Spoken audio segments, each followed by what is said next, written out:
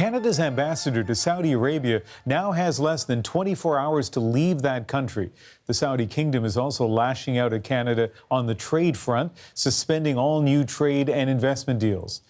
The CBC's Catherine Cullen is in Toronto tonight and has more on these developments. And Catherine, let's begin with why this is happening. Well, Ian, Saudi Arabia is angry that Canada has called for the release of two human rights activists with Canadian connections. On Thursday, Canada's Foreign Affairs Minister sent out this tweet.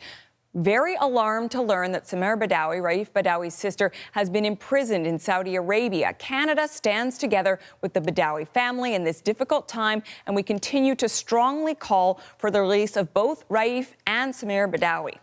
Now, a Global Affairs Department Twitter account also condemned more broadly the arrest of civil society and women's rights activists and called for their immediate release. This has apparently outraged Saudi officials, who mentioned in a statement today that they were also briefed by Chrystia Freeland on this. And the result of all of it is that they're recalling their ambassador, kicking out the Canadian ambassador, and freezing trade relations.